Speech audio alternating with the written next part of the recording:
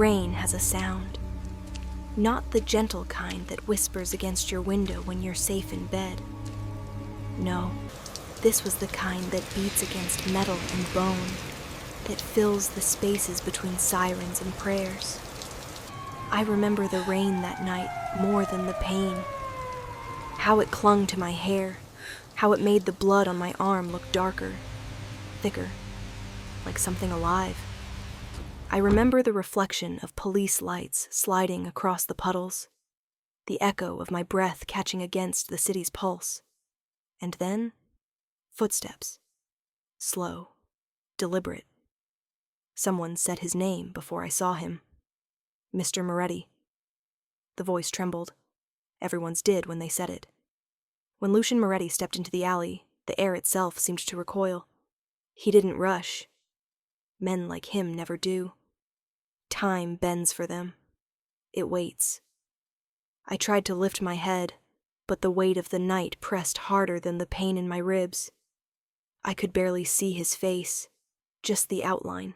Tall, black coat, shoulders sharp enough to cut through the rain. His shoes stopped inches from where I lay. The city noise faded behind him. Then came his voice. Quiet, controlled, dangerous. Who did this to you? 4 words, that's all. But they didn't sound like a question. They sounded like a promise. I wanted to answer, but my mouth was filled with the taste of copper and rain. I wanted to tell him I didn't know, that I wasn't supposed to be here, that I wasn't supposed to exist in his world at all. But something in his tone pinned me down, something colder than fear, something almost tender. He crouched beside me, gloved fingers brushing the side of my face like he was memorizing damage. His touch was clinical, detached, but his eyes weren't. His eyes burned like midnight glass, reflecting every scar the city had ever given him. "She's losing blood," someone said behind him. A man's voice, nervous, impatient. Lucian didn't move. "Get the car." I remember the sound of the order more than the words. It wasn't loud, but everyone around him obeyed like gravity itself had spoken. When he looked at me again, I saw something in his gaze that terrified me more than the pain. Recognition. As if I wasn't a stranger at all. As if I'd already belonged to him somehow. They say the city never sleeps. That night I learned it, just dreams in black and red. I woke up to antiseptic and silence. A hospital, though not one you'd find listed anywhere. The kind of place where names disappear faster than the painkillers hit your blood. The rain had stopped, but it still lived in me. In the ache of my limbs, in the way my body flinched at every shadow. When I opened my eyes, he was there. Sitting in a chair across the room, still in his suit, tie loosened, no sign of exhaustion in his posture. Lucian Moretti. The name whispered in every corner of the city like a secret people were too afraid to finish. I didn't know why he was there. I didn't even know why I was. Alive. He watched me for a long time before speaking. "You screamed my name." My throat burned when I tried to talk. "I didn't..." He tilted his head, studying me like a lie he already knew the answer to. "You did." I tried to remember. The alley, the rain, the noise. It all blurred. Maybe I had said something. Maybe his name had slipped out between the panic and pain. But I didn't even know him. "I think you have me confused with someone else," I whispered. He stood slowly, walking closer until the distance between us became unbearable. "No," he said, voice lower now. "Someone wanted to send me a message. They just didn't know they'd use you to do it. Me, a nobody. A woman who lived in a 1-bedroom apartment over a laundromat, who worked nights answering phones for people who didn't even bother to remember her name. I don't know what you're talking about, I said, but my voice betrayed me. It trembled on the last word, and I hated that he heard it. Lucian's gaze didn't soften, but something flickered. Recognition again, or maybe disbelief. What were you doing in that alley, Ava? He knew my name. I hadn't told him. No nurse had come in yet. No form filled. No ID on the table. Just him, and me, and that question. I swallowed hard. How do you know? Because I find things out. There was no arrogance in his tone, just fact. The way a man says he breathes. He stepped back, pulling a cigarette from his coat, but not lighting it. You work for a cleaning company on the east side. You answer phones 3 nights a week. You take the bus, even when it's raining. You have no record, no debts, no enemies. He paused. So tell me, Ava, how does a woman like that end up bleeding in my territory? My heartbeat was so loud I thought he could hear it. I don't know, I whispered again, and for the first time in years, it was the truth. They kept me there for 3 days. No discharge papers, no signatures, no explanation. Just Lucian's men, silent, armed, ghosts in tailored suits, hovering in doorways. He came back every night. Sometimes he asked questions. Sometimes he didn't say anything at all. He'd just sit there, watching, as if waiting for something to fall out of my silence. On the 3rd night, I asked him why. Why are you doing this? He didn't look away from the window when he answered. Because the last person who sent me a message used a bullet. This time, they used you. I don't like patterns. The way he said it made my skin tighten. I'm not part of this, I said quietly. Whoever hurt me, I didn't even see their faces. Lucian turned then, and for the first time his expression shifted. Not anger, not sympathy. Something deeper, realization maybe. They wanted me to see you like that, he murmured. Broken, small, helpless. His jaw clenched. They thought I'd walk away. He took a step closer, and the room felt smaller. They thought wrong. I should have been afraid. I was. But beneath it, something else moved, something dangerously close to safety. He stopped at the edge of my bed, his voice barely above a whisper. I'm going to find who did this. And when I do... He didn't finish. He didn't have to. The promise hung in the air like smoke. By the time they let me leave, the city had changed. Or maybe I had. Lucian's driver took me home in silence. No one spoke. No one dared. When I looked out the tinted window, the streets looked washed out, cleaner than they had any right to be. My apartment was exactly how I left it, except for the note on the counter. No signature. Just a single line, written in clean, elegant handwriting. Keep your phone on. That night I dreamt of rain again, of that alley, of those footsteps. And every time I woke, I swore I could still hear his voice. Who did this to you? It wasn't just a question anymore. It was a thread, binding me to him, to something darker than I could understand. I told myself I'd stay out of it, that I'd go to work, take the bus, keep my head down. But the next morning, when my phone rang, I didn't hesitate. I picked it up. His voice was calm. Ava. Lucian. You shouldn't be alone tonight. I'm fine, I lied. There was a pause. I could hear the sound of traffic, faint conversation, the hum of power behind his silence. Then, someone watched your building last night. My stomach turned. How do you know that? Because I was watching too. The line went dead. I stood there, phone trembling in my hand, realizing the truth I didn't want to face. I wasn't free of him. I never would be. That was the night everything shifted. When darkness becomes familiar, it stops feeling like danger. It starts feeling like home.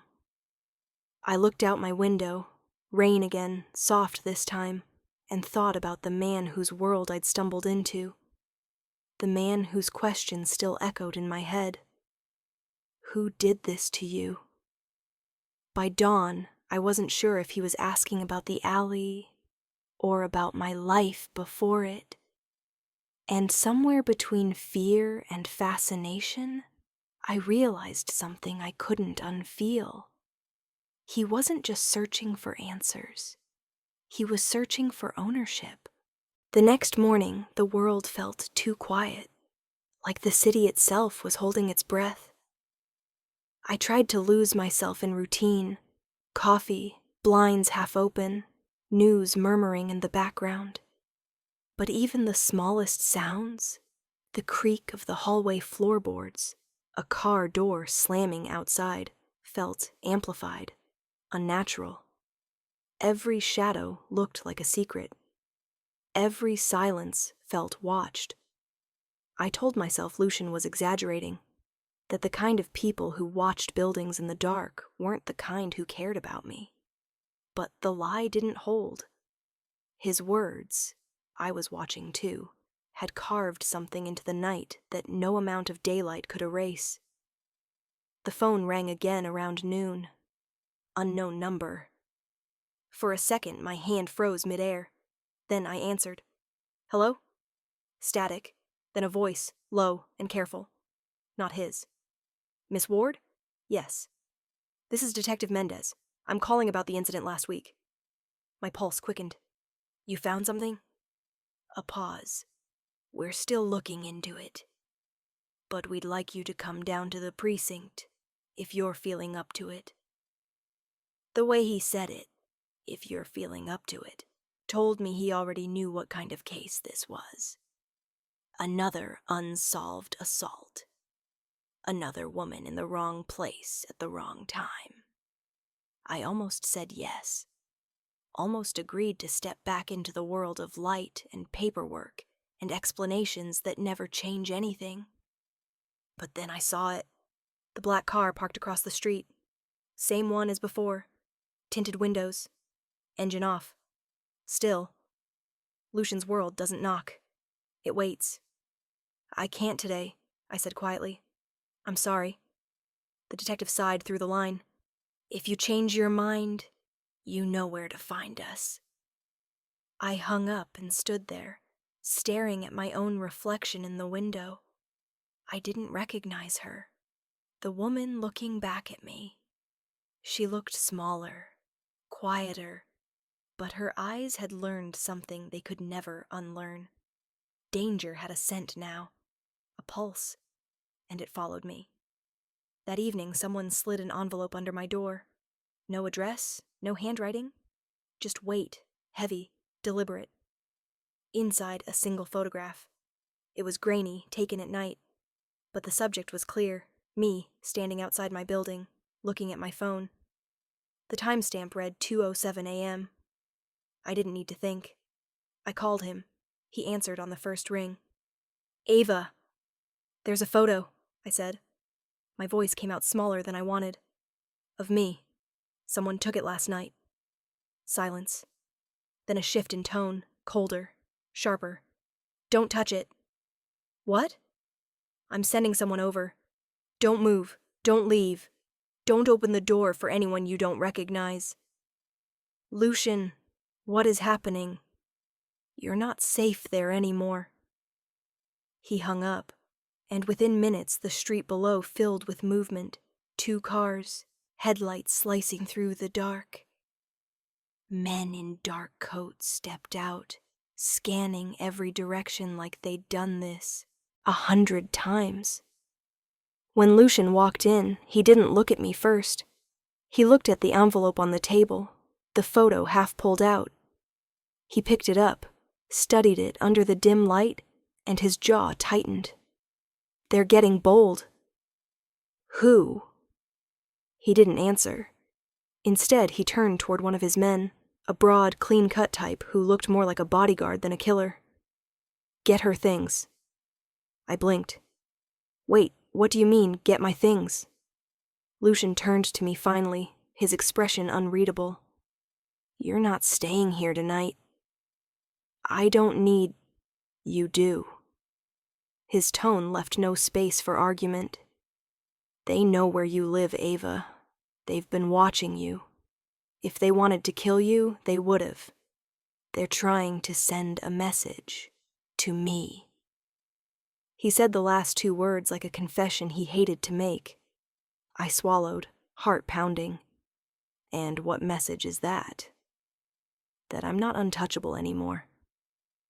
The drive to his place was a blur, city lights bleeding into each other through the rain, the hum of tires against slick pavement, my mind trying to catch up to the speed of his silence. His house wasn't what I expected. No marble, no gold, just glass, steel, and quiet, perched on the edge of the city like it was watching it from above.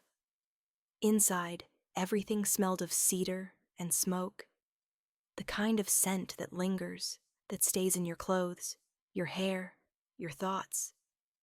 He led me upstairs without a word, stopping at a door near the end of the hall. You can stay here for now, he said. It's safe. I hesitated at the threshold.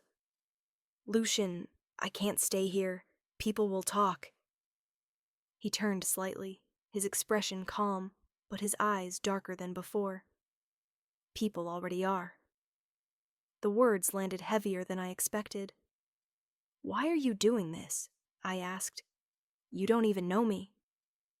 He looked at me for a long moment, then said quietly, You remind me of someone I couldn't save. Something in his tone made me stop breathing. It wasn't pity. It wasn't confession.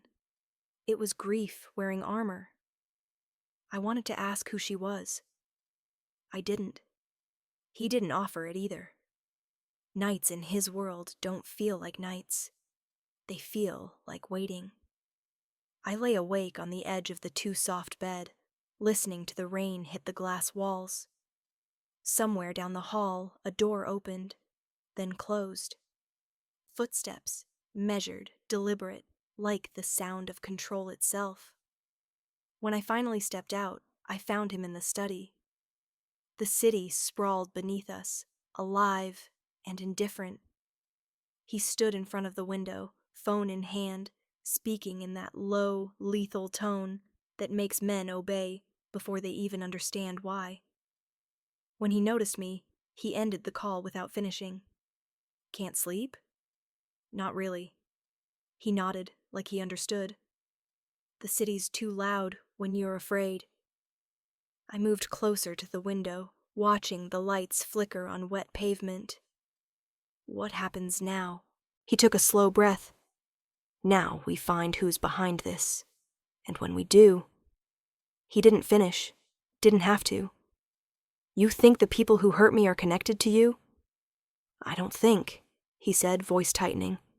I know. How? Lucian glanced at me, his eyes shadowed. Because last year someone sent me a message the same way, through someone innocent. She didn't survive. The silence that followed was unbearable. Was she the one I remind you of? I asked quietly. He didn't answer, but the way his jaw clenched told me enough. By morning, everything felt different. His men moved through the house with quiet precision. Calls made, names whispered, addresses written down and burned minutes later. I caught fragments of conversation. Words like shipment, South Docks, traitor. Lucian didn't tell me to stay out of it. He didn't have to. His world didn't invite questions. It swallowed them. Still, curiosity is its own kind of hunger. And fear, I learned, only feeds it. Around noon, I walked downstairs and found him in the kitchen, sleeves rolled up, hands around a glass of whiskey he hadn't touched. You shouldn't be here, he said without looking up. Your men are scaring my neighbors, I said. That car outside, they'll talk. He looked up then, eyes cutting through me. Let them. There was something almost human in the exhaustion behind his control. You think I care about gossip, Ava? I care about who put a target on your back, and why they thought I wouldn't notice. I hesitated, then asked, what if it wasn't about you?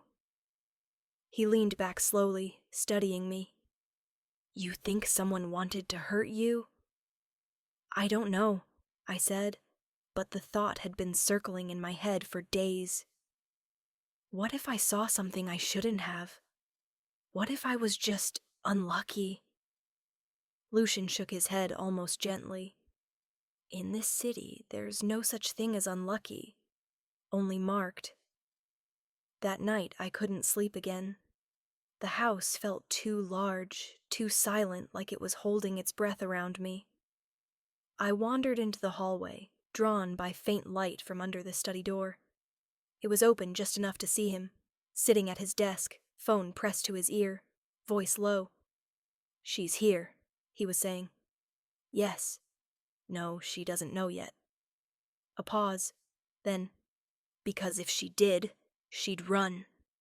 My heart dropped. Run from what? From him? From whoever was after me? From both? I stepped back too fast and the floor creaked.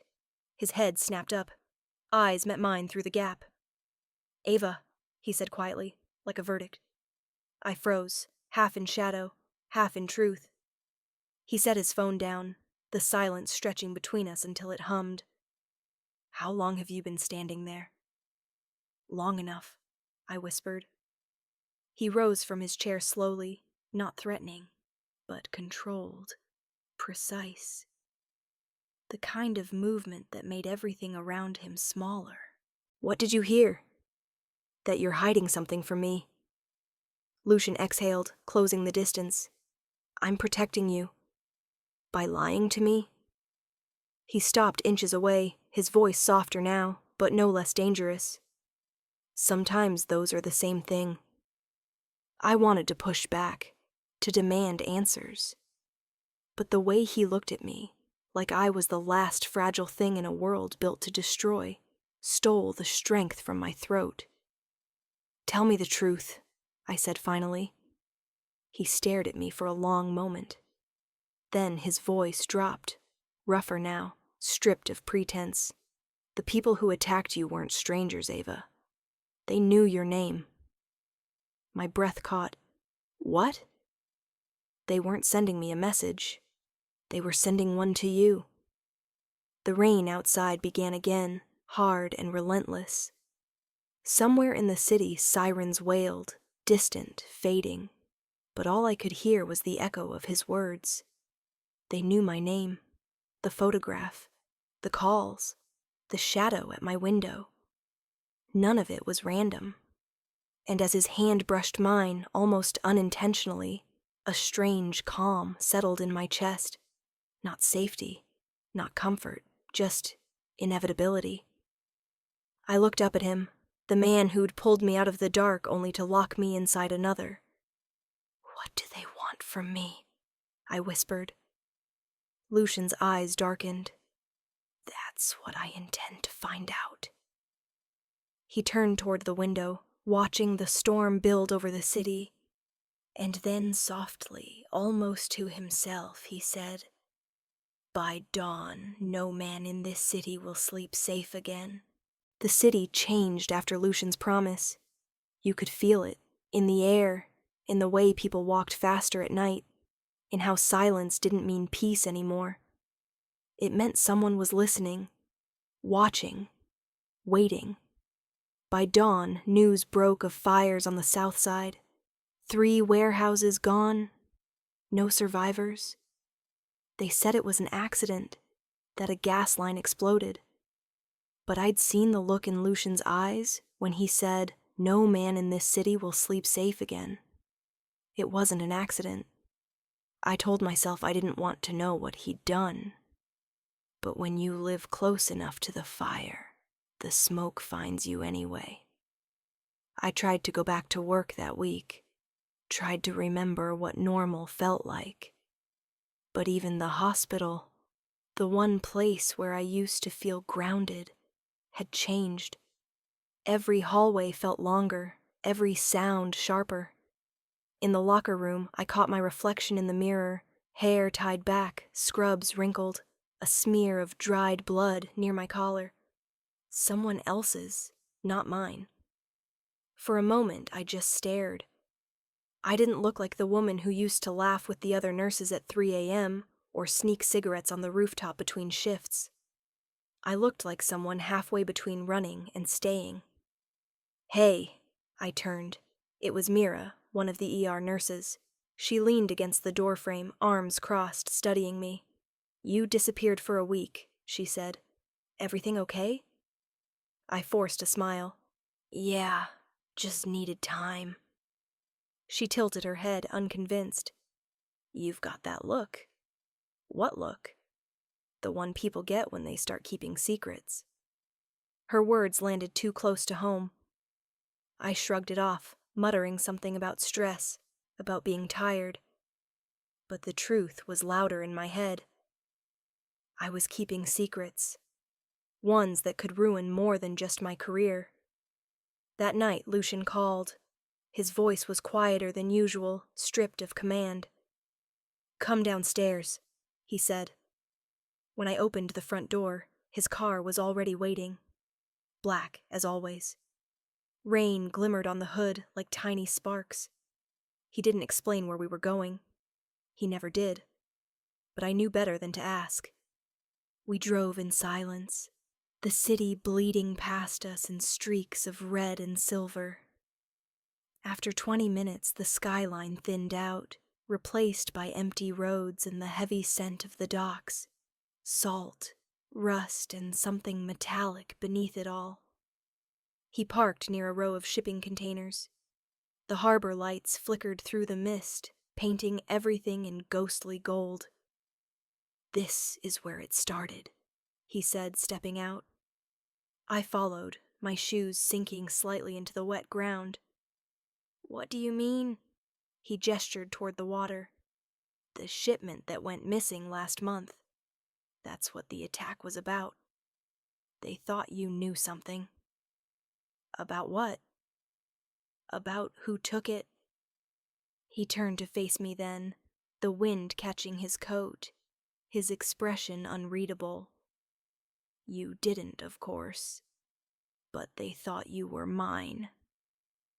I froze. "I'm not." His gaze didn't waver. "Aren't you?" The words hit like a warning and a confession all at once. I opened my mouth to argue, but the sound of approaching footsteps cut through the tension. 2 of his men appeared from behind the containers, dragging someone between them.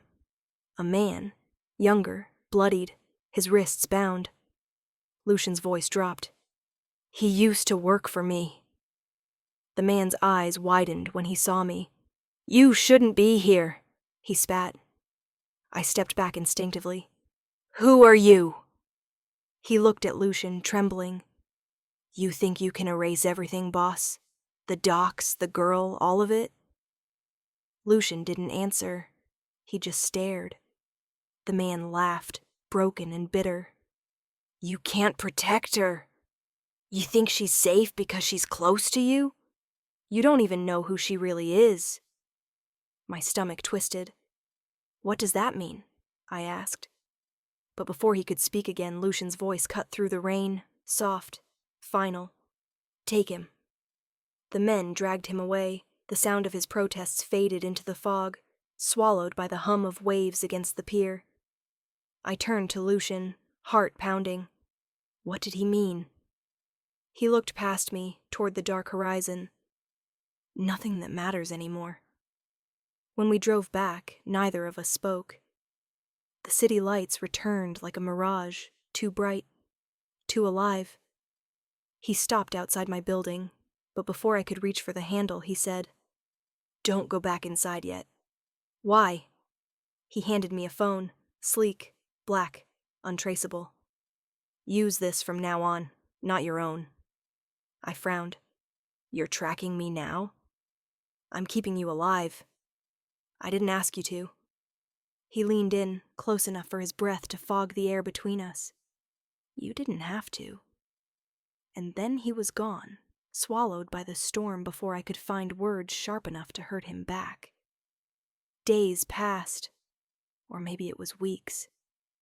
Time felt strange inside Lucian's gravity, slower, heavier, like the city bent around his silence.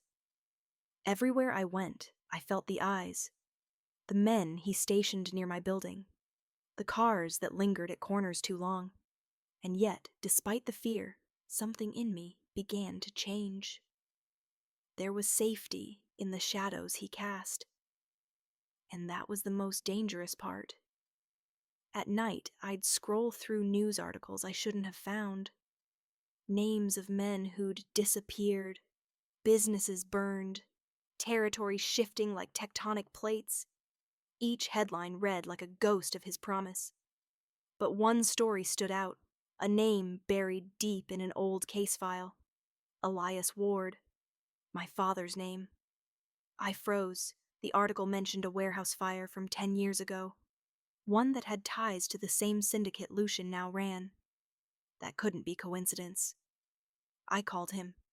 He didn't answer the first time, or the second. But on the third, his voice came through, calm, distant. You shouldn't be digging. My throat went dry. You knew. He sighed. I always know. Why didn't you tell me? Because some truths don't keep you safe. They break you. I swallowed hard. Was my father one of you? Lucian didn't respond. The silence was worse than any answer. Tell me, I demanded. When he finally spoke, his voice was low, almost tired. He wasn't one of us, but he worked for someone who was. He made mistakes, paid for them. The air left my lungs. You knew when you found me. I didn't know who you were that night, he said. Not until later. But once I did. He paused. Once I did, I couldn't let you go. The line went dead. That night I didn't sleep. I replayed every moment, his words, the men at the docks, the way that bound man had looked at me. You don't even know who she really is. What if he was right? Around 3 a.m., I grabbed the untraceable phone he'd given me and scrolled through his contacts. There was only one number saved. No name, just a symbol, a black spade. I hesitated. Then I dialed. A man's voice answered. You're not supposed to be calling from that phone. Who is this? Doesn't matter. What do you want? I want to know the truth about Lucian Moretti. There was a pause, long enough for my heartbeat to fill it. Then, truth has a price, sweetheart. You sure you can pay it? Try me. He laughed quietly, like he was amused by the danger in my voice. Meet me tomorrow. The docks. Midnight. The line cut before I could respond. By the next night, the air over the harbor felt colder. The city was quiet. Too quiet. I parked 2 blocks away and walked the rest. My footsteps echoed on the wet pavement, every sound amplified by distance and dread. The same shipping containers loomed ahead, red lights blinking through the mist. I waited, breath shallow, and then, footsteps behind me. I turned, heart racing. Lucian stood there, hands in his coat pockets, expression unreadable. You shouldn't be here, he said softly. How did you... He gestured to the phone in my hand. You used my line. They trace everything. I had to know the truth. You think you'll find it here? From men who want me dead? His voice rose slightly, the calm cracking. You're not part of this world, Ava. Stop trying to bleed for it. Maybe I already have. For a moment, he just looked at me, like he was searching for something he didn't want to find. Then his phone buzzed. He glanced at it, and his expression changed. "Get in the car," he said sharply. "What is it?" He didn't answer, just grabbed my hand and pulled me toward the car. I barely caught the movement, a flicker in the distance near the edge of the pier, a glint of metal. Gunfire shattered the night. He shoved me down behind the car as bullets tore through the fog. His men returned fire from the shadows. The sound was chaos. Thunder, screams, glass. When it finally stopped, the silence was worse. Lucian stood slowly, his coat torn, blood streaking down his arm. He turned toward the docks, where a single body lay motionless near the water. The man I was supposed to meet. Lucian's jaw tightened. "He was one of mine." My voice shook. "What?" He turned, sold information. "About me. About you." I stared at him, unable to breathe. Then it was all a setup? Lucian's eyes met mine, dark, steady, unflinching. "No, Ava. It was a warning." He stepped closer, his voice a low promise wrapped in fury. "Someone inside my world wants you gone. And now." His fingers brushed my face, cold and trembling. "Now I have to find out why." The sirens began again, faint at first, then closer, circling the docks like vultures. Lucian looked at me one last time, the city reflected in his eyes. "Go home," he said. "Lock your doors. Don't trust anyone who knocks." And then he was gone, swallowed by the fog and flashing lights. I stood there soaked in rain and gun smoke. Real morning came too quietly. No sunlight, just the gray of a city that had forgotten how to wake up. The sirens had already faded, leaving behind their ghosts, echoing in the back of my mind like a warning that hadn't stopped ringing. My hands wouldn't stop shaking. I could still see the blood under my nails, not mine, not Lucian's, but someone's who'd stood too close to him. Someone who'd died for a secret I still didn't understand. I stood over the sink, scrubbing harder than necessary. The water ran pink, then clear, then pink again. It didn't matter how much I washed. The memory clung like smoke. The city outside my window was heavy with rain, slick streets gleaming like black glass. I could taste gunpowder on the air, faint but there. It was the scent of him, of the docks, of promises made in the dark. Lucian hadn't called, not since last night. No message, no shadow outside my building, just silence. And silence in his world was never safety.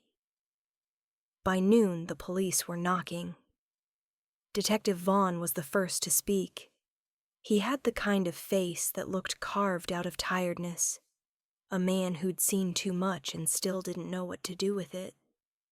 His partner, a younger officer named Carter, stood beside him, eyes sharp, posture too stiff for comfort. "Miss Ward," Vaughn said, flashing a badge I didn't really need to see. "We're following up on an incident at the South Docks last night." I stepped aside to let them in. The apartment suddenly felt smaller, my life condensed into too many secrets and too little air. "Were you in that area around midnight?" I hesitated. "No." Vaughn studied me for a beat too long. "You're sure? We've got traffic cam footage of a car registered under your name leaving downtown about 20 minutes before the shooting." My pulse stuttered. I was driving, just clearing my head." Carter was watching me, not like a cop, like someone waiting for a confession that had already been rehearsed. Vaughn flipped open a notepad. "We found multiple shell casings, 2 bodies. One of them used to work for a known associate of Lucian Moretti. Does that name mean anything to you?" The lie caught in my throat. "No." "Strange," he said, tone almost casual. "Because you're in the system as a hospital employee. And a few weeks back, you were the admitting nurse for one of his men. Gunshot wound, upper abdomen. Name redacted, but the address matched one of Moretti's safe houses. I stared at him, my mouth dry. I don't control who comes through the ER. He gave a small nod, not believing me, but not pressing. If you remember anything, call me. He slid a card across the counter. Then Carter spoke, voice low, deliberate. You might want to stay out of this, Miss Ward. People close to Lucian Moretti tend to vanish. I met his eyes. There was something off in them. Not warning, but familiarity. Like he already knew more than he should. When they left, I locked the door twice and sat on the couch, holding my breath like it might keep the truth from spilling out. That night, the city refused to sleep. I found myself walking again, past flickering streetlights and puddles that mirrored the world in pieces. I ended up near the river, drawn to the quiet, to the dark pull of the water. That's when I saw him. One of Lucian's men, leaning against a lamppost, pretending not to notice me. The same man who'd been outside my building 2 nights before. I approached. He sent you? The man shook his head. Lucian's gone off-grid. Nobody knows where. My stomach dropped. What do you mean, gone? He glanced around, lowering his voice. He's looking for a traitor, someone close. Word is, whoever leaked info to the cops is tied to the docks. I swallowed. And you think it's me? He looked almost sorry. Doesn't matter what I think. Just stay out of sight. If he believes you knew about last night. He didn't finish. He didn't need to. When I turned to leave, something caught my eye. A scrap of paper sticking out of his jacket pocket. Not much, but I saw it before he tucked it away. A symbol. A spade, black ink smudged by rain. The same one that had been on my burner phone. By morning, I hadn't slept. I couldn't. Every sound in the apartment felt amplified. The hum of the fridge, the whisper of rain against the window. I kept expecting him to appear. Instead, I found an envelope slid under my door. No name, no address. Inside was a single photograph, grainy, black and white. It showed a man standing beside a younger Lucian. Both smiling, both dressed like they owned the world. But it wasn't Lucian that froze me. It was the man beside him. My father. The caption on the back was handwritten. The debt started here. I drove to the one place I swore I'd never go back to. My father's old office on the edge of Harbor Street. It had been boarded up for years, windows cracked, dust covering every memory like ash. The lock was already broken. Inside, everything smelled like mold and old smoke. Papers scattered across the floor. A desk overturned. But on the far wall, half hidden behind a collapsed cabinet, I found a safe. The same kind he used to keep when I was a kid. I remembered the pattern, the sound of tumblers turning under his fingertips. I tried the combination. 10-14-89, my mother's birthday. It clicked. Inside were 3 things. A file labeled Ward and Moretti Construction, a gun, small but clean, and a letter addressed to me. The letter was short. My father's handwriting, still precise. Ava, if you're reading this, then you already know I failed you. The man you need answers from isn't me anymore. It's the one who made me choose between family and debt.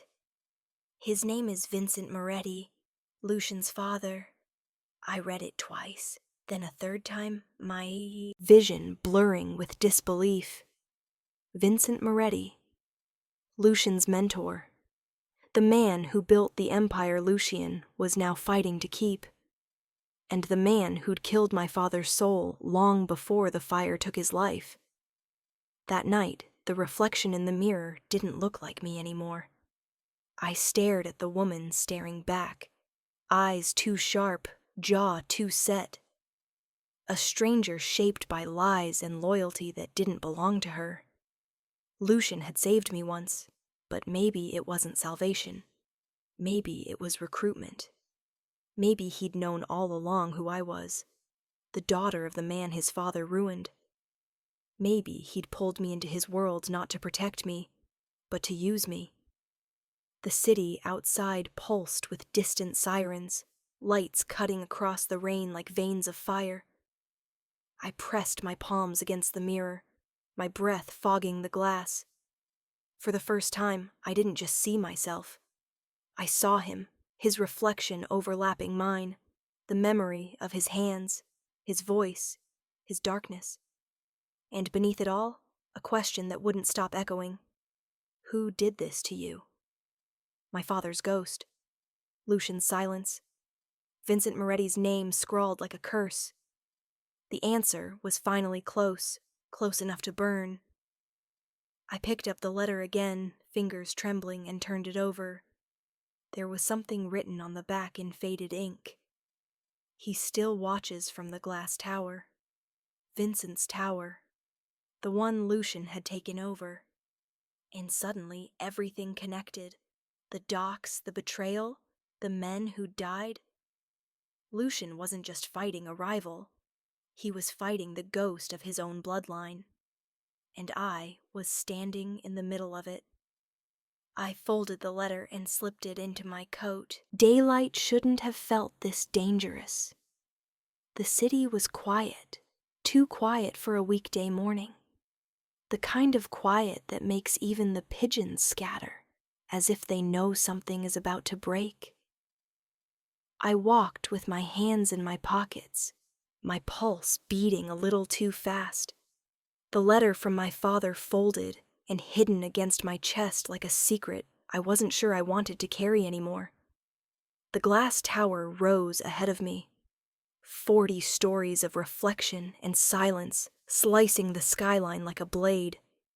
It shimmered against the sun, beautiful and merciless.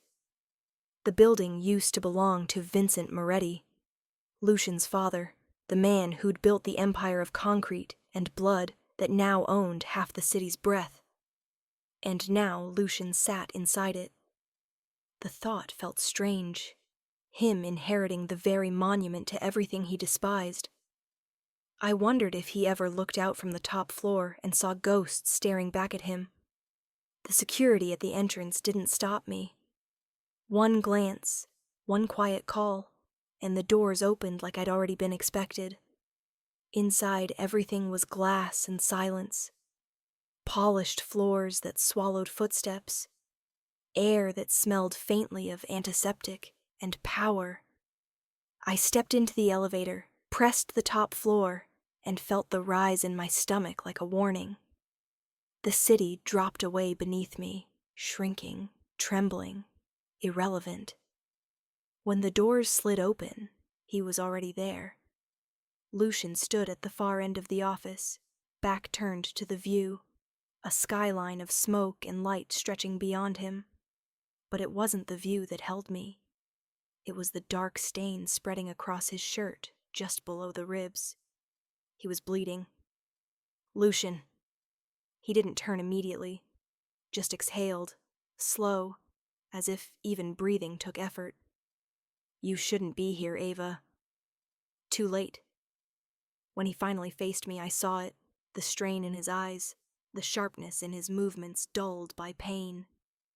His white shirt was unbuttoned halfway, and a crimson bloom spread beneath the fabric like a slow confession. What happened? He gave a short, humorless laugh. Business. You wouldn't like the details. Try me. He looked at me for a long moment, that unreadable gaze of his, all quiet calculation and something else buried beneath it. Then he nodded toward the window. You came for answers. So ask. I hesitated. The words felt too heavy to say aloud. My father, You knew him. His jaw tightened, but he didn't look away. Yes. How long? Since before I was old enough to understand what my father really was. The answer hit like a dull blow. So, you knew what happened to him. He stepped closer. I knew pieces. I didn't know he had a daughter who'd come looking for ghosts. I almost laughed. I didn't come looking. They found me. For a moment, the silence between us hummed with something fragile, like the edge of a secret about to splinter. Vincent Moretti, I whispered. My father's letter said the debt began with him. Lucian's expression didn't change, but something flickered behind it. It did, and it didn't end with him. Then tell me everything. He leaned against the desk, breathing shallow, one hand pressed to his side. My father ran this city before I did. Construction, unions, laundering. He built it all, and broke whoever stood in his way. Your father was supposed to be a partner, but he wanted out. Vincent didn't take kindly to men who walked away. My chest tightened. So he killed him. Lucian's gaze lifted. He destroyed him. Bit by bit. Financial ruin. Blackmail. By the time the fire happened, your father was already gone in every way that mattered. I wanted to feel rage, but all I felt was exhaustion, the kind that lived in your bones. And you took his place, his tower, his power. He met my eyes, to undo what he built. By killing for it, by controlling it. Better me than the ones waiting to take it back. The words tasted like smoke. He winced as he tried to stand, blood seeping between his fingers. I moved before I could stop myself, the nurse in me reacting faster than the woman who should have known better. Sit, I said quietly. He didn't argue, for once. I grabbed a towel from a nearby cabinet and knelt in front of him. The scent of iron filled the air, sharp and intimate. His hand brushed mine, a small, involuntary touch that made everything inside me twist. Does it hurt? I asked. He gave a faint, crooked smile. Only when you look at me like that. I ignored it, focused on the wound. You need stitches. I've had worse. That's not the point. It never is. I didn't ask what he meant. I just worked, pressing the towel against his ribs, feeling his breath stutter under my palm. He didn't flinch. He just watched me, eyes tracing every motion like he was memorizing something he couldn't name. When I finished, I stood. You should rest. I can't. Then at least stop bleeding on everything you own. A faint smirk tugged at his mouth. You're starting to sound like someone who cares. Don't mistake compassion for loyalty. Too late. His voice was low, raw. It hit something deep, a place I'd tried to keep untouched. Before I could reply, the elevator chimed. A man stepped out, tall, sharp suit, silver hair that gleamed like the reflection of a knife. I recognized him from the papers once. Adrian Vale, lawyer, power broker, Vincent Moretti's old confidant. Mr. Moretti, he said smoothly, ignoring me at first. The meeting with the Harbor Commission has been postponed. They're nervous after the dock incident. Lucian's tone shifted, hardening. I told you to keep them quiet. I tried, but fear travels faster than favors these days. Then Adrian turned to me, his eyes polite but predatory. And you must be the nurse who saved our boss's life. Twice, if rumors are true. The way he said our boss made my skin crawl. I'm not part of this, I said. Everyone is part of this, he replied, smiling thinly. Whether they know it or not. Lucian shot him a look that could have frozen stone. That'll be all, Adrian. The lawyer gave a small bow, but not before leaning closer to whisper something as he passed. "Your father would be proud, you know. The circle always closes." Then he was gone. The elevator doors sealed shut, and the silence that followed was worse than anything he'd said. Lucian's hand clenched around the edge of the desk, knuckles white. He was Vincent's. Still is. I've been cleaning out my father's old loyalties one by one. But Adrian, he shook his head. He's the last one I can't touch. Too much blood in his ledger. Too many eyes watching. "Then let me help you," I said before I could stop myself. His gaze snapped to mine, sharp, almost dangerous. "Help me? In what world do you think I'd let you anywhere near this? The one where you were already bleeding out for ghosts that should have stayed buried." He stared at me, the space between us charged and fragile. "You really don't know what you're asking for." "Maybe not, but I know what I need." He stepped closer. "And what's that?" "The truth." Something in him shifted, not soft but surrendering in its own violent way. He reached out, brushing a strand of hair from my face with blood-stained fingers. "If you want to know who destroyed your family," he said quietly, voice like smoke, "you'll have to help me destroy mine." The city outside burned with noon light, all glass and glare, the tower was still bleeding. Not from the wound in Lucian's side, though that one was bad enough, but from the walls themselves. Every light hummed low and uneven, like the building was holding its breath. Security alarms blinked without sound, screens frozen mid-feed. The city stretched below us, a smear of gold and smoke under the storm. I pressed a towel against his ribs. "You're losing too much blood." Lucian didn't flinch. His eyes stayed on the skyline, glass fractured behind him. "Not as much as the men who tried to take this floor." He spoke like the pain was an afterthought, something he'd already negotiated with. There was blood on his cufflinks, streaked down to the edge of his Rolex. A shallow breath escaped him, half a groan, half a growl. "Hold still," I said. "If that bullet tore through the muscle, it didn't." He finally looked at me. They wanted to wound me, not kill me.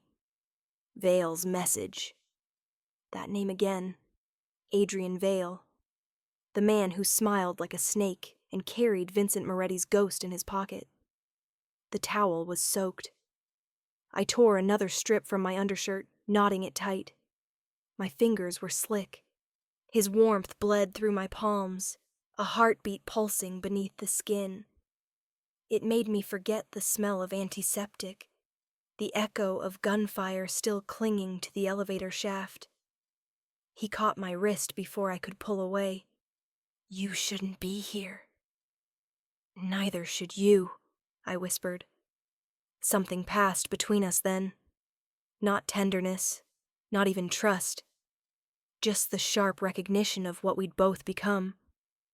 Two people standing on the edge of someone else's war. When he finally let me bandage him, the storm had rolled in. Rain painted the glass, streaking the skyline into a blur of silver and black. Lucian poured himself a drink with one unsteady hand, blood still drying under his nails. Vale's been waiting years for this. Vincent's loyalists. They were always out there. Old money, old debts. I thought I'd buried it. "You can't bury ghosts," I said softly. He studied me, like my words came from somewhere he hadn't been before. "You sound like him." "My father?" He nodded. "Daniel Ward. He wanted truth to mean something, even in a city built on lies." The mention of my father's name twisted something in me. It had been weeks since I'd heard it spoken, without pity. "Did you know?" I asked. "When you came to the hospital that night. When you saw me."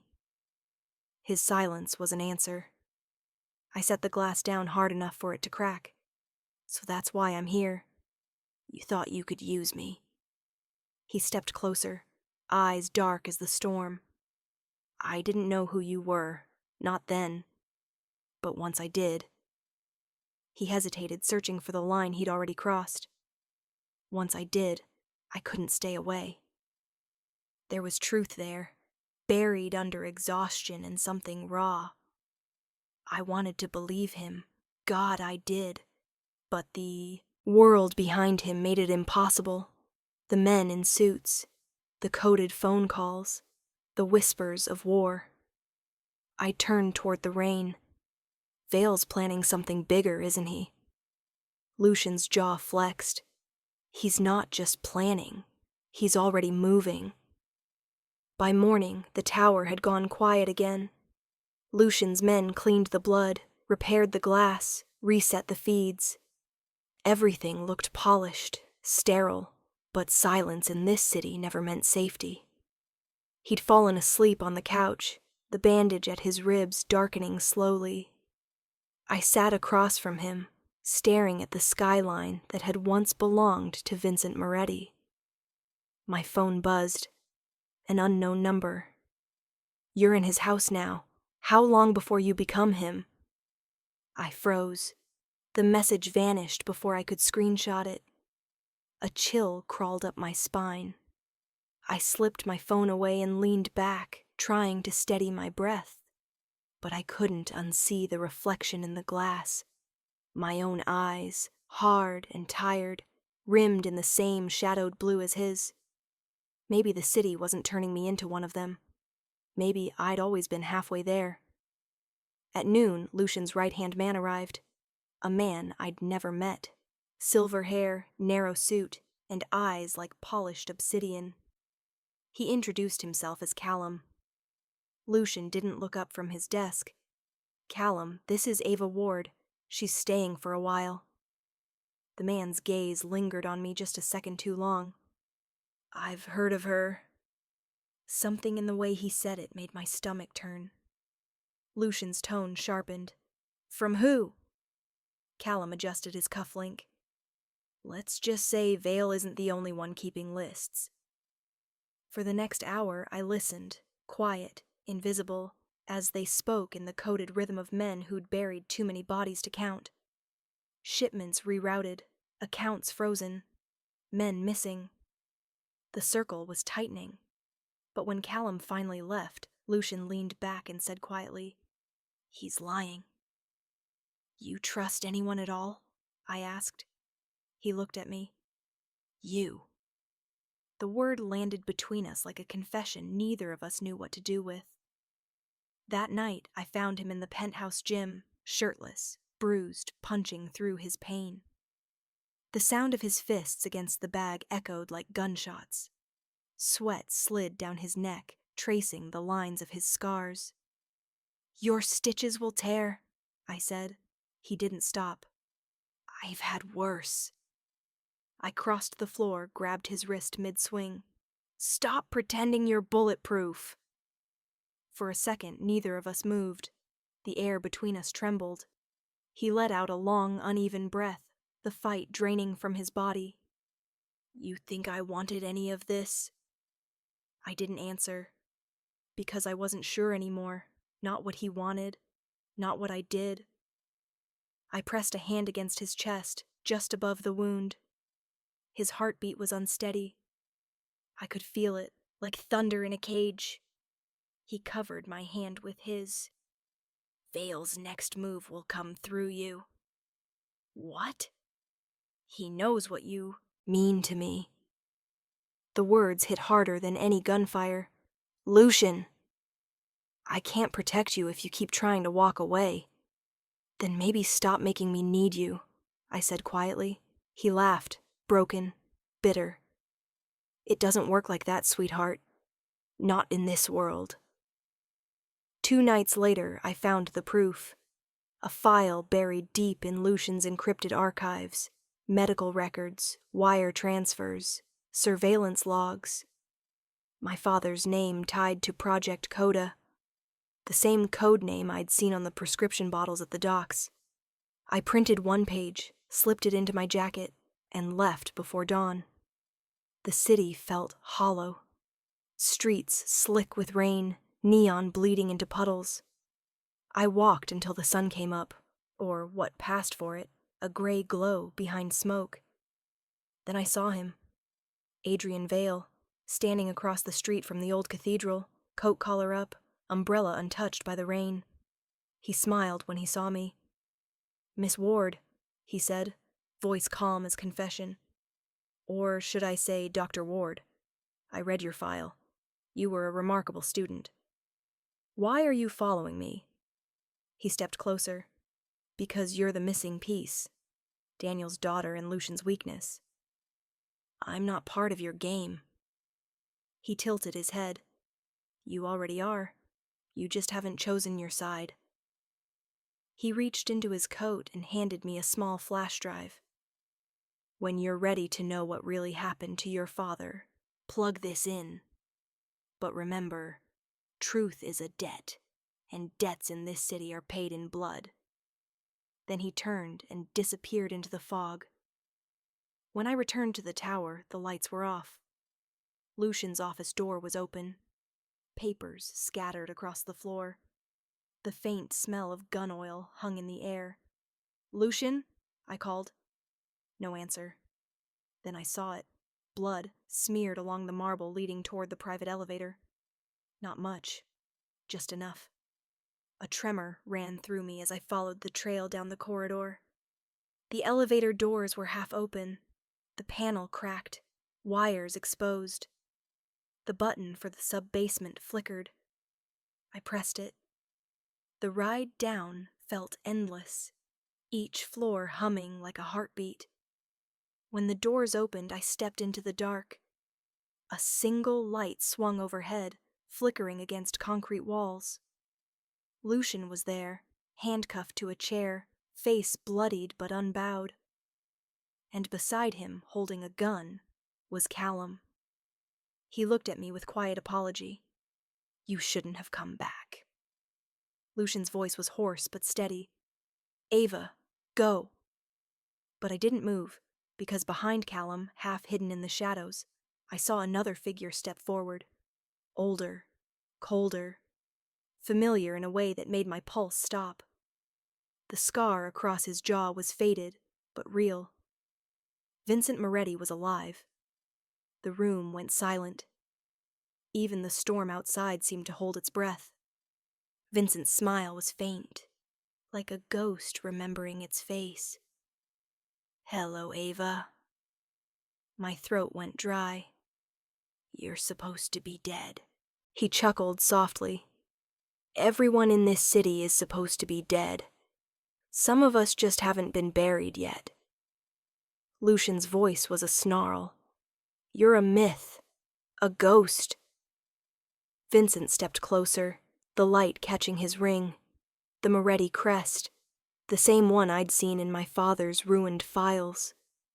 "Ghosts don't bleed, son." Lucian strained against the cuffs. "What did you do to her father?" Vincent turned to me. Daniel Ward made the mistake of thinking he could cure what this city really is. He tried to build an antidote for men like me. For men like you. I shook my head. "You killed him." "No," Vincent said, voice like oil and smoke. "I turned him into what he hated most. A believer." He looked at Lucian, then back at me. "And now, my dear, it's your turn to decide who you believe." The gun in Callum's hand didn't shake, but his jaw did. "Sir, the plane's ready." Vincent smiled. "Then let's finish what I started." Lucian met my eyes, bruised, bleeding, furious. "Ava, whatever he tells you, don't..." The butt of the gun cracked against his skull. The sound echoed through the basement. I stumbled forward. "Stop!" Vincent turned toward me, his eyes like dark glass. "You wanted the truth, didn't you?" He handed me the gun. "Then pull the trigger yourself." And for a moment, one terrible, breathless moment, I almost did. Because in that flickering light, surrounded by blood and ghosts, I wasn't sure who the real enemy was anymore. The circle was closing, and I was standing at its center. The circle was closing, and I was standing at its center. The gun felt heavier than it should have, like it carried the weight of every wrong turn that brought me here. My fingers trembled around the grip, slick with sweat and something darker.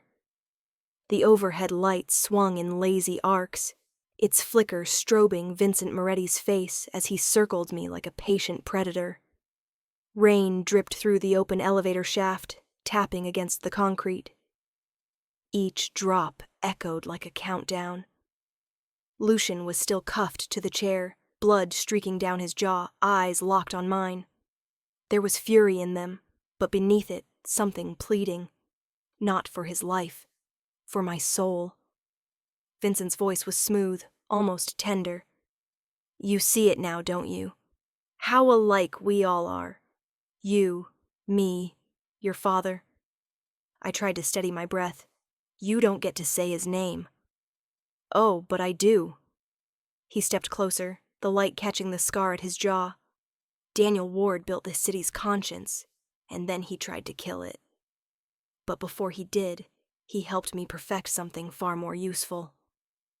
My heart kicked against my ribs. You're lying. Lucian strained against the cuffs.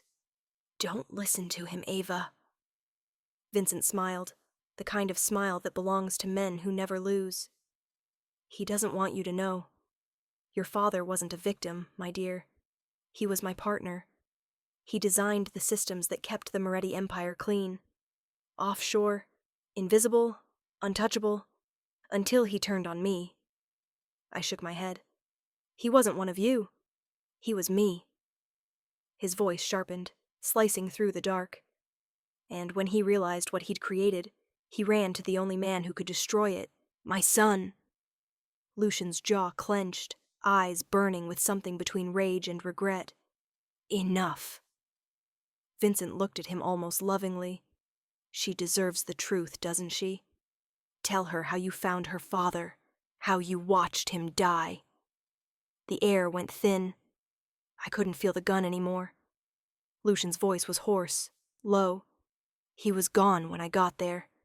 Vale sent the call. I thought I could save him. Vincent's laughter was soft, hollow.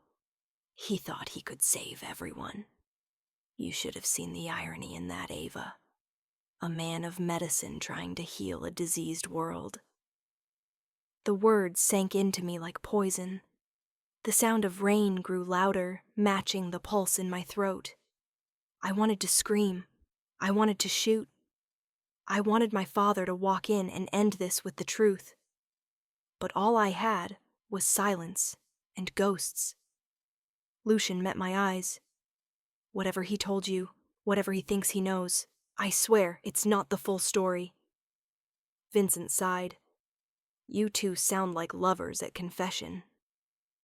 He stepped closer until I could smell his cologne, old world tobacco and iron. So go ahead, little nurse. Prove who you are. Pull the trigger. End one bloodline and save another. My hands tightened around the gun. The air between us crackled. 3 heartbeats, maybe 4. Then a sound cut through it. A single, deafening shot. But not from me. Vincent's expression didn't change, not at first. Then his eyes widened, the faintest flicker of surprise before he turned.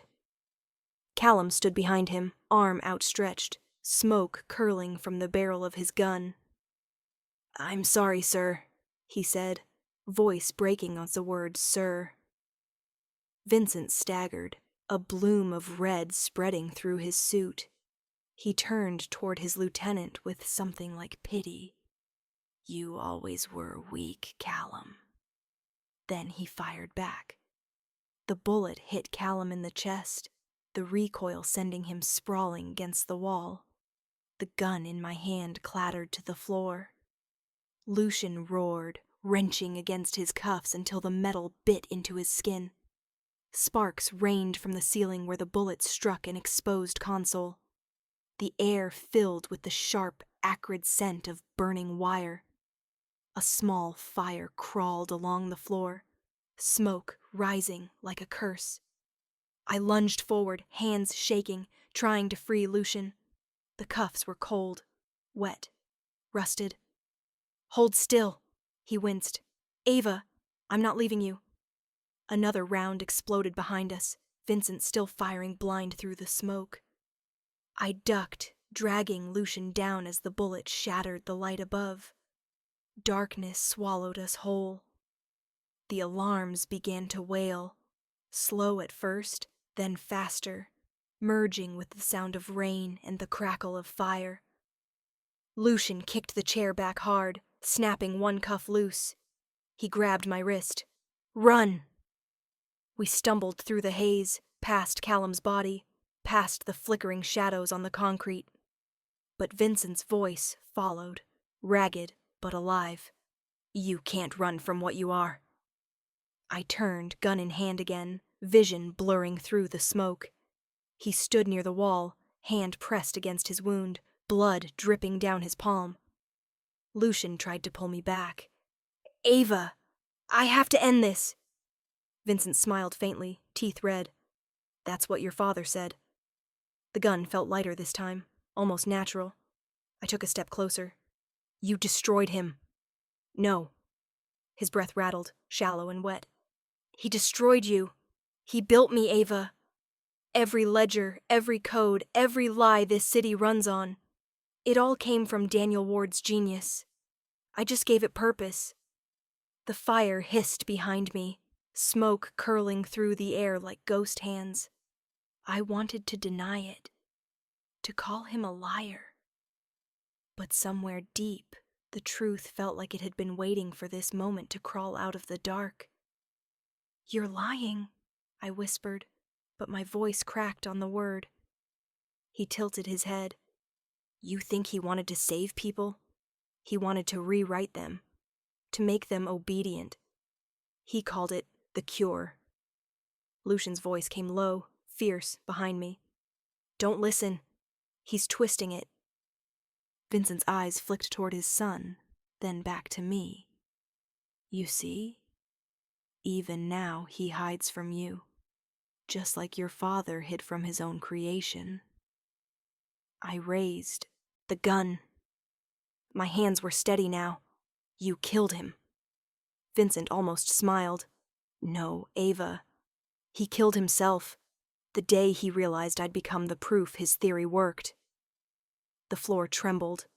Somewhere above, metal screamed as the fire reached the wiring.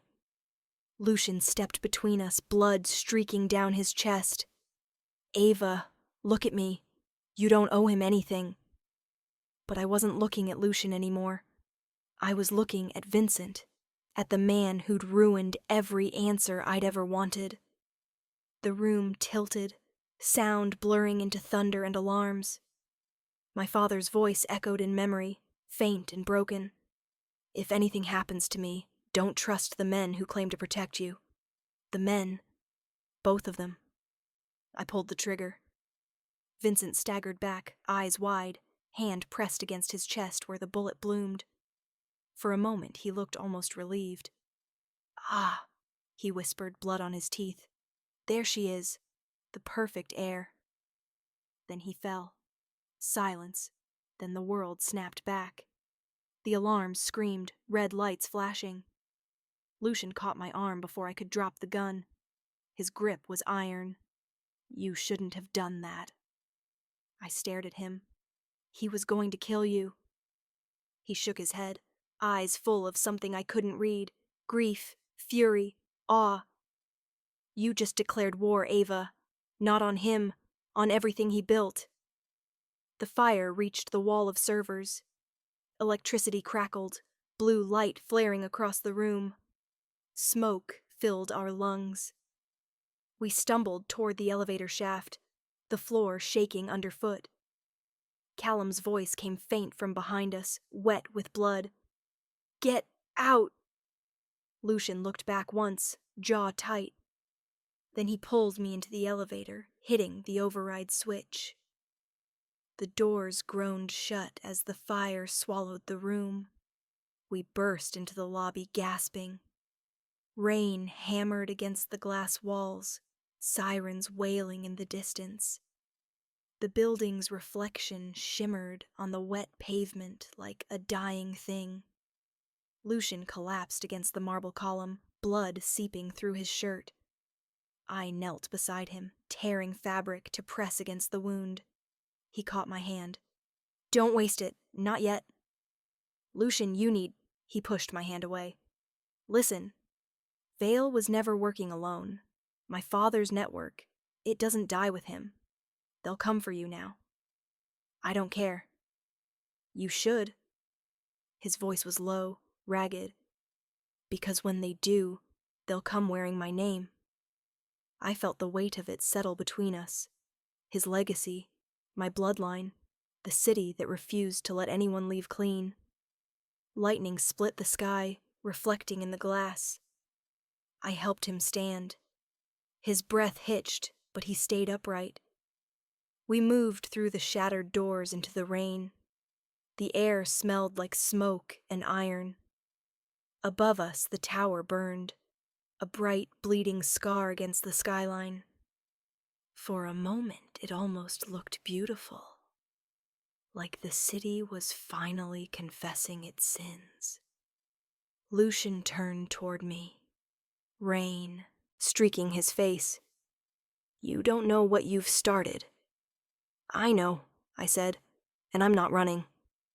He stared at me, long, unreadable, then nodded once, as if conceding to something bigger than both of us. The sirens grew louder. Somewhere behind us, glass exploded. The tower was dying. We started walking. Each step felt like wading through the wreckage of another life. When we reached the edge of the block, I looked back one last time. The fire had reached the top floors, smoke twisting upward into the storm. Vincent's world was burning, but his voice, his words, still echoed inside me. He built me, Ava. I didn't know if that meant my father's mind or his blood. Lucian's hand brushed mine, a fleeting touch, steadying, grounding, fragile as breath. "By dawn, they'll know." "Know what?" I asked. He met my eyes, the reflection of fire flickering in his. "That no man in this city sleeps safe anymore." The storm had passed, but something in me was still burning. The storm had passed, but the city didn't know it yet. Rain clung to the high glass towers like fingerprints that would never wash away. Smoke drifted low across the street, mixing with the mist, the way memory mixes with guilt. Soft at first, then suffocating. Lucian was bleeding again. Not much, not enough to kill him, but enough to remind me that everything living still hurts. We had made it out of the tower, or what was left of it. The sirens came later, crawling through the drowned streets like lost prayers. I remember the flicker of red and blue against his face as we ducked into the alley behind an abandoned print shop. His cuffs were gone. His name was Ash. Vincent Moretti was dead. Or maybe the city just decided it had no room left for another ghost. I pressed a towel to Lucian's side. The blood soaked through too quickly, and he didn't even flinch. He just stared at the cracked pavement, jaw tight, hands trembling. The man who had once made the world bend for him now couldn't lift his own gun. "You should have let me go back," I told him. "You'd be dead." So would he. "Then it would have all been for nothing," he said quietly, eyes finding mine through the haze. "And I've already buried enough nothings." His words felt heavier than the rain. I tied the towel tighter. He hissed once, the only sound he made that wasn't control. For a long moment, neither of us spoke. The city groaned around us, alive in its dying. I could hear water dripping from the roof, each drop like the tick of a clock I no longer trusted. When I looked at him again, something had shifted. His gaze wasn't just pain, it was loss, the kind that hollowed a man out from the inside. "Lucian," I whispered. "He said something before he—" "I heard him," he interrupted. "Your father built this." I nodded, barely breathing. Daniel Ward, my father, the man who'd fixed broken bones by day and broken men by night. I thought I'd understood him. I hadn't. We hid in a safe house near the docks, one of Lucian's old bolt holes. It smelled like salt, oil, and dust, the kind of place that didn't exist in the daylight. He collapsed onto the couch, half conscious, and I went to work in silence. I stitched him up with the same precision I once reserved for strangers in the ER, except this time, every pull of the thread felt personal. The skin beneath my hands wasn't just flesh. It was a confession written in blood. "You don't have to do this," he muttered through clenched teeth. "I know." "Then why are you?" "Because I don't know how to stop." I heard him exhale, part laughter, part surrender. The air between us vibrated with something I couldn't name. Maybe it was grief. Maybe it was something softer trying to crawl its way through the cracks. When the last stitch was done, I sat back, my hands shaking. His eyes found mine again. "You're not the same woman I met," he said. "No," I whispered. "And you're not the same man who tried to control me." He smiled faintly, a wound disguised as tenderness. "Then maybe we deserve each other." Night bled into morning. The rain didn't stop. The world above us, the Moretti world, began to shift. Calls went unanswered. Lieutenants scattered. Vale was still out there, whispering through the cracks like smoke that wouldn't clear. But Vincent's empire had no spine left. And somewhere in the ashes of that tower, I found the truth my father died for. It came in the form of a file, encrypted, half-burned, retrieved from the ruins by one of Lucian's surviving men. "The Cure," the label read, printed in my father's handwriting. I opened it on an old terminal in the corner of the safe house. What I found wasn't a medical formula. It was data, genetic records, financial trails, and a single line of code repeated across every page. Project Moretti Air. Lucian leaned over my shoulder, his breath warm against my neck. "What is this?" "My father's research. He wasn't working to cure anything." "Then what was he doing?" I swallowed hard. "He was building you." The word sat between us like a blade. Lucian took a step back, eyes wide, body stiff. "You're saying—" "I think Vincent found a way to make sure his bloodline never died. My father helped him design it. Genetic preservation, neural imprinting, whatever it was. It wasn't medicine. It was legacy." He didn't move, didn't breathe, just stared through the flickering monitor light, as if seeing his own reflection on the screen and realizing it didn't belong to him. "Daniel Ward," he whispered. "Your father was supposed to save lives." "Maybe he thought he was," I said quietly. "Maybe Vincent made him believe it." We didn't speak for hours after that. I sat by the window, watching rain slip down the glass. The city beyond was gray and endless. Every siren sounded like the echo of a secret we hadn't buried deep enough. Lucian finally rose, wincing as he moved. "They'll come for me," he said. "They'll come for both of us." He nodded. "Vale won't stop now. He'll sell what's left of the Moretti Code to whoever pays in blood or gold." "And what will you do?" I asked. "What I always do," he said, reaching for his gun. "Survive." We left the safe house before dawn. The streets were empty except for the ghosts of men who'd chosen the wrong side of the night. I followed him through the alleys, my shoes soaking through, the cold biting at my hands. He didn't speak again until we reached the bridge, the same one that overlooked the river cutting the city in half. The water below was black and slow, reflecting the ruined skyline like a graveyard of glass. He turned to me, rain sliding down his face. "Go," he said, "before this swallows you." 2. I stared at him, the man who had once terrified me, then protected me, then broken me open in ways I didn't know were possible.